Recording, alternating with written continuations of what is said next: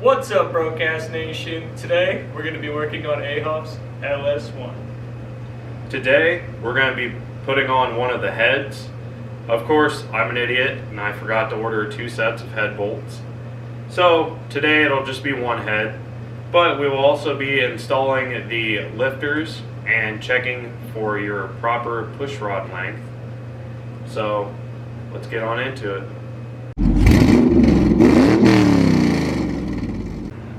So first things first, I went through and kind of cleaned these up with some brake cleaner, and then I'm going to hit them with some oil.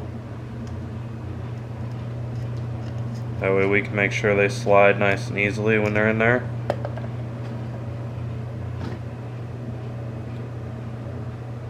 After you get it kind of lubed up, you want to take and the side that has the flat spots in it is just going to go straight into here, maybe.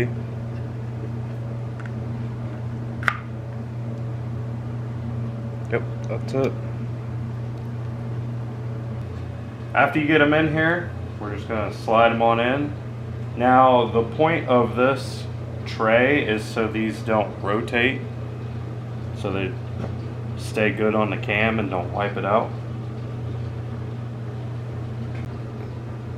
Alright, let's see if we can get this puppy to slide in here.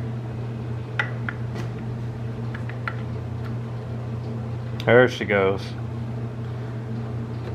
Definitely want to make sure you have all that oiled up in there, or those suckers don't want to go in at all. So, that's easy enough. Alright, so I got both the lifter trays in there, and we're just going to stick these bolts in here. I got new ones that came with my new lifter trays. Oh, we just get those ran down.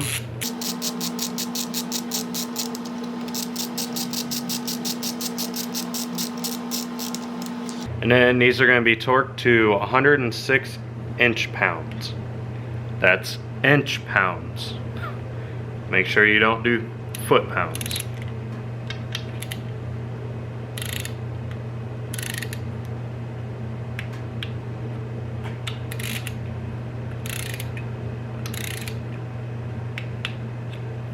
Now, I know that seems like a really low torque, but really all these are is just to make sure these trays don't move around a whole bunch. And once you get the head gasket and the head on here, there's no way this bolt could ever back itself out. So, next I'm going to clean the head surface here, or well, the surface of the block where the head's going to go with some brake cleaner. And then we're going to put the head gasket on and get the head on there. Alright, so we got our head gasket here. I went with a mall head gasket. It's just like a factory style replacement one. Should hold up nicely. It's a multi-layer steel. So, we want to make sure, see it says front. Just line it up. Use your dowel pins there. You want to make sure that this water jacket lines up. Just go through and make sure everything's lining up. It all looks good. So now we can go grab the head and put the head on. Alright, here's my brand new racing head service head. I went ahead and cleaned the underneath of it a little bit to make sure there was no packing stuff on it.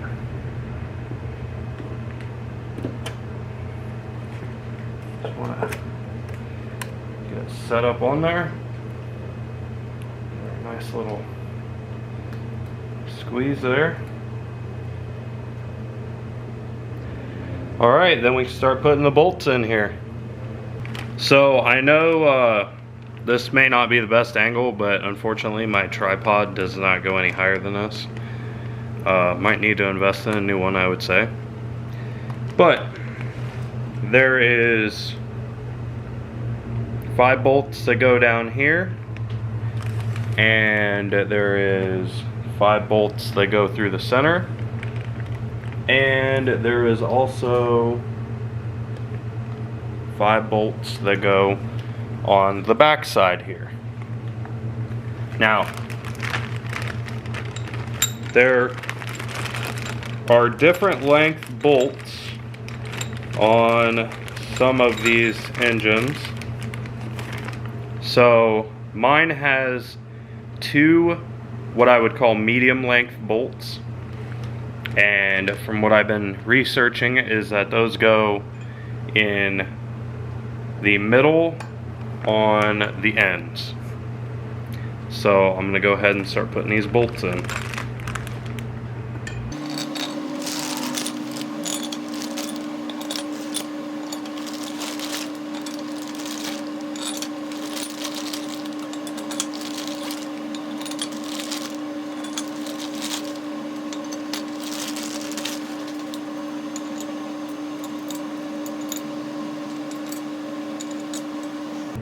Alright, so I'm just going to run all these down, and then we're going to go through and start torquing them.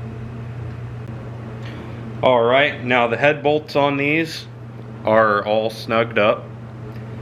Now, there is a certain sequence that you have to go through, and you have to do 3 different passes to fully seat these down.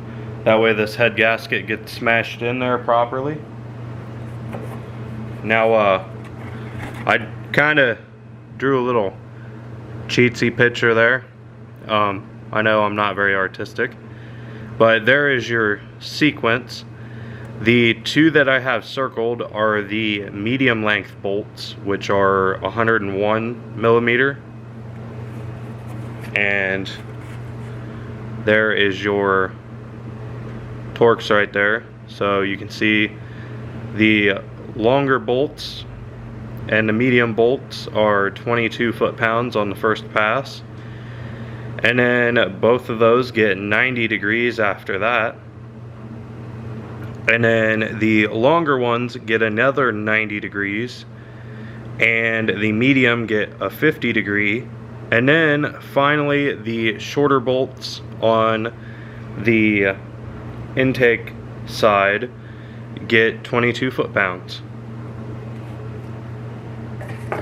So let's go ahead and get torquing these down to 22 foot-pounds.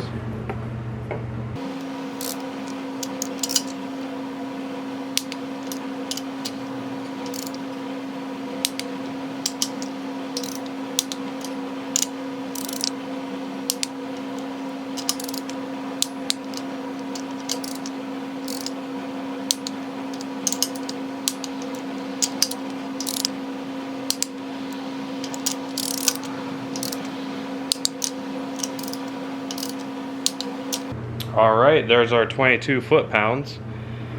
So now let me go grab my other wrench.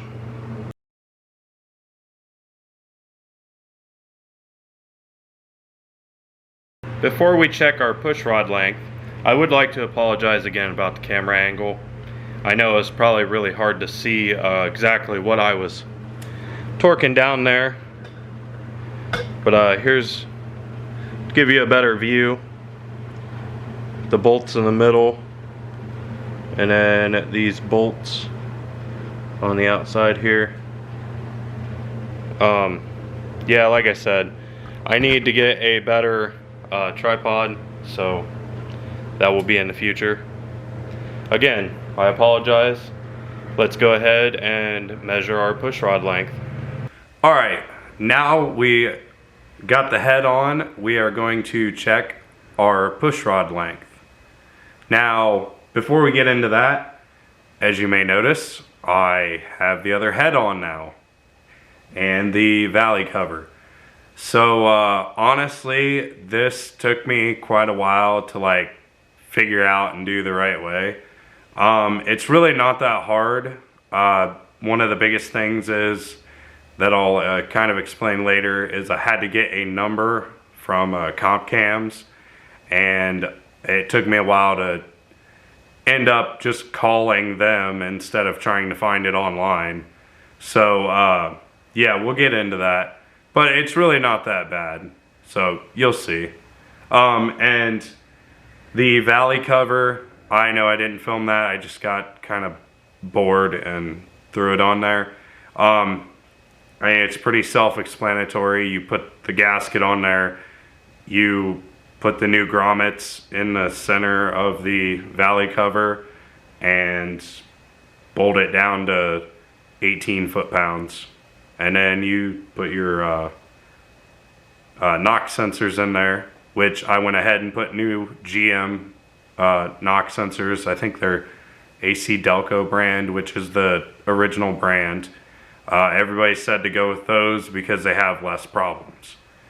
So, before I talk anymore, we're going to go ahead and start checking this push rod length. So, another thing, ignore my sunburn. So what we're going to be doing here is you're going to pick which one you're going to do, whether exhaust or intake. You're going to end up checking both of them, so whichever one you want to start with doesn't really matter. I'm going to go ahead and do the intake one. So what you're going to do is take a push rod, which this is one of my old ones. You're going to stick it in there, and you're going to rotate the motor over until you feel this start to come up.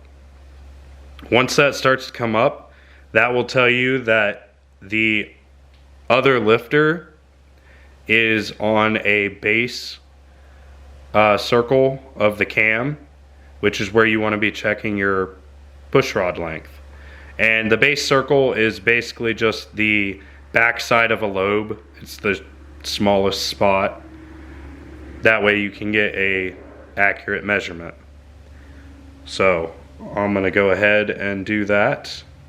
All right, so I rolled it over and this push rod just started to come up.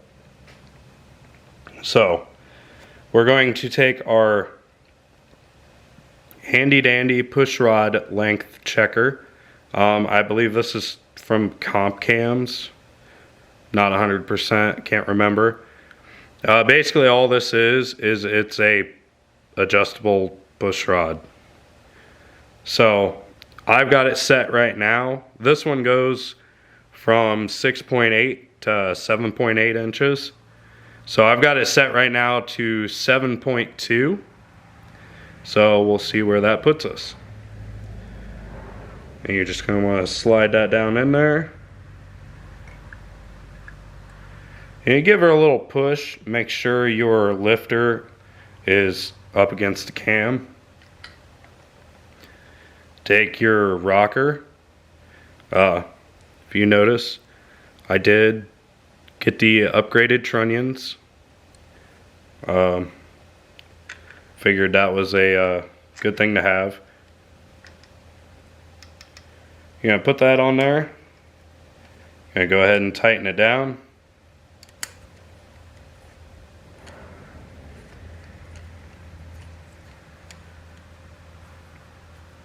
Now, normally you would tighten this down to 22 foot-pounds, which is the torque spec.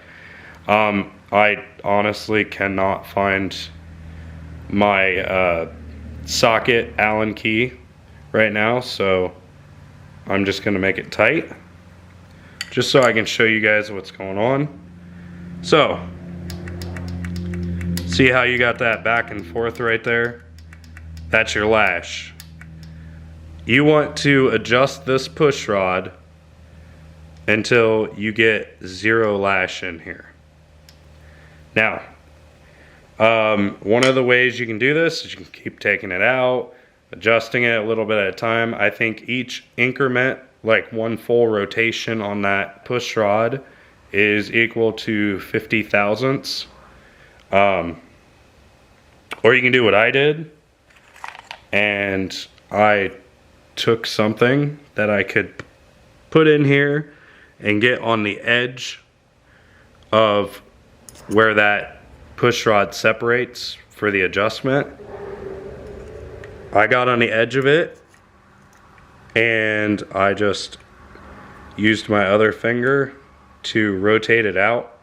Now, it's a lot easier said than done, let me tell you. Because see, if you just try to like do this and rotate that up, the whole thing just ends up spinning inside there. So yeah, that's how I did it. I just stuck something in there and fought with it a little bit, because it's kind of a pain in the ass to keep taking this on and off, and then you don't really know when you get to the right spot. But what you're looking for is for this to just get to the point where you cannot move it like this back and forth. You want it to be where there's no lash. Now it can still move a little side to side, that's fine, but it cannot move up and down. Yeah, I went ahead and I already did this and got it to where there was 0 lash.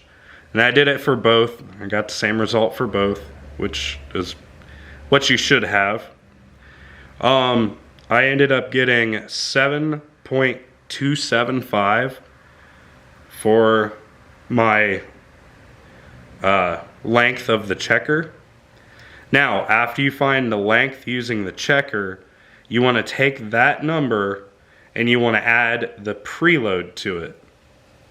Now, the preload number you get from the manufacturer of your lifters. And the preload, I guess, is half of the lifter travel. Now, a lot of the manufacturers, I guess, usually give you the number that they want your preload to be at. Unfortunately for me, Comp Cams did not give me that number. And I had to wait on hold for an hour for like 2-minute conversation. But it ended up being a 50 thousandths preload. So if you add that to the 7.275, you get 7.325, which is what I ended up ordering. So if you are looking for the preload number for your CompCam 850-16 lifters, they told me 50 thousandths. So there you go. Alright, so great news. I found that socket with the Allen key. Yay! So now I'm going to go ahead and I am going to put my actual push rods in and bolt the rocker arms down. I went ahead and went with Brian Tooley Racing. There's what I went with for the push rods.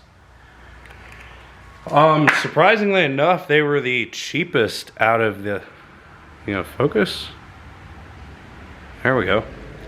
They were actually the cheapest out of the selections that they had in stock. I went ahead and I cleaned all these with some brake cleaner.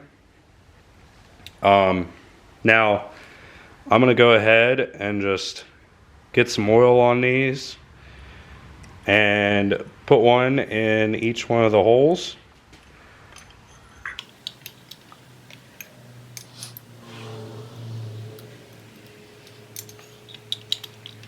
So I'm gonna do that. I will be right back. Alright, so I got push rods in both sides, in all the lifters. I went ahead and, like I said, I oiled them all up. I also put some assembly lube on the tops of all the valve springs where the rocker is going to make contact. So, now, some people say you can just bolt these down and be good. I've read a lot of other things that say, according to the service manuals, that you are supposed to put cylinder 1 at top dead center on the compression stroke,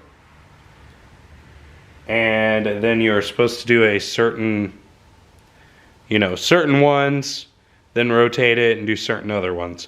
So that's how I'm gonna do it, because I'd rather do it the right way.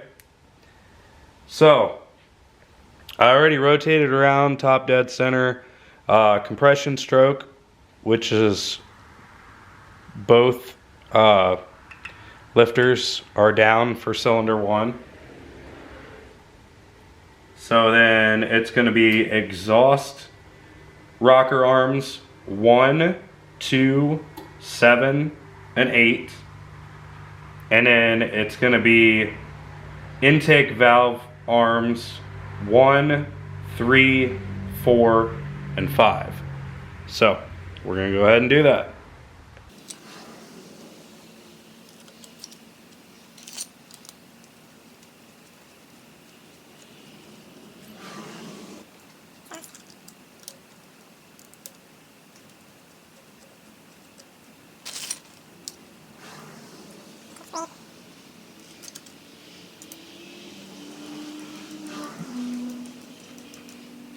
Alright, so I went ahead and I've got those in.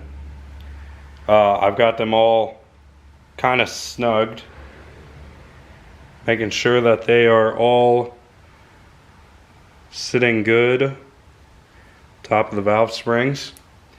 So now we're going to go ahead and we're going to torque down to 22 foot-pounds.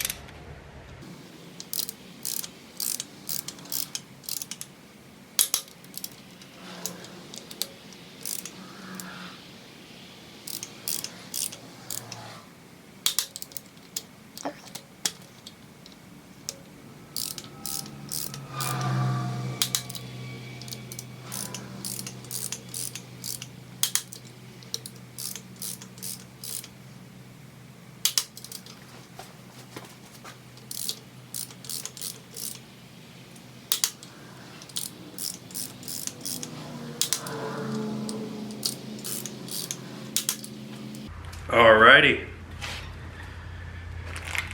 So now I forgot to mention the significance to doing it this way is that you are tightening down all of the rockers that should not have pressure on them. Therefore, you're getting a true torque and you're not fighting against the pressure that's in the system. So this is the proper way to do it. Alright, next step is, now that we got those torqued down, we're going to rotate the crankshaft 360 degrees. Alright, I went ahead and rotated it 360 degrees. I didn't see a point in filming that. So now we're going to go ahead and do exhaust rockers 3, 4, 5, and 6, and then intake rockers 2, 6, 7, and 8. So we go ahead and get those put in here, and then we can torque them down. Okay, so those are all in there. Now I'm going to go ahead and torque down to 22 foot-pounds.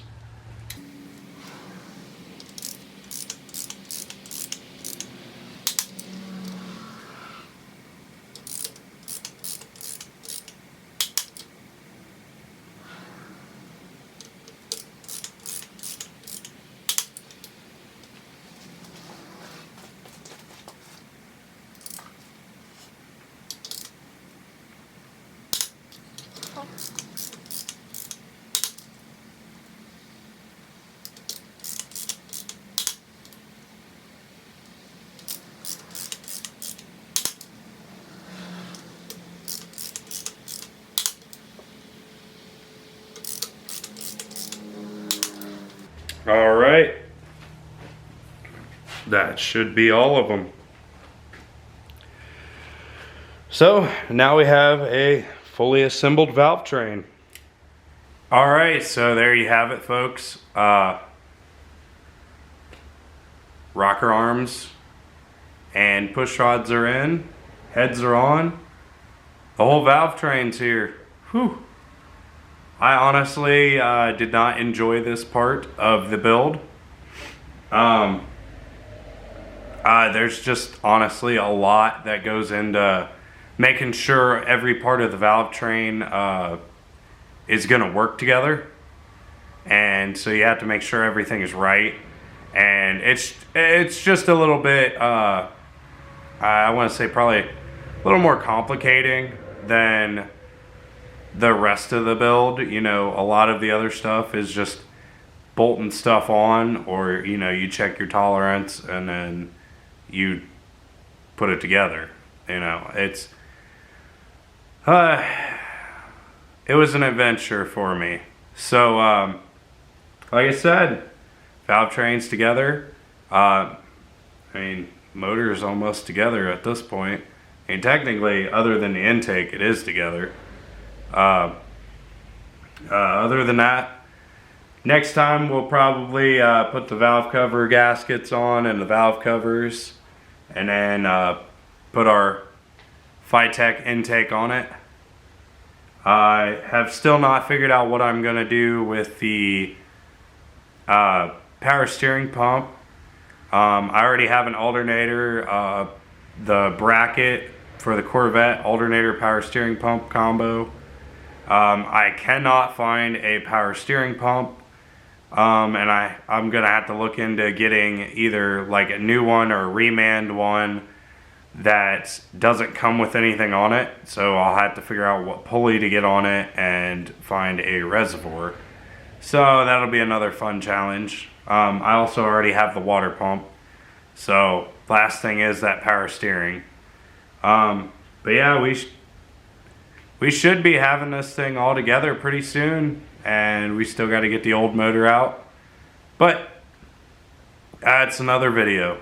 So till next time, keep off those jack stands and stay broke, folks. On behalf of all of us here at Broke Ass Motorsports Ohio, we'd like to thank you for watching our video. If you enjoyed our video, please let us know by leaving a like or comment on our video. If you're new and would like to stay up to date on things, please subscribe or follow us on our social medias. The links to those will be in the description down below.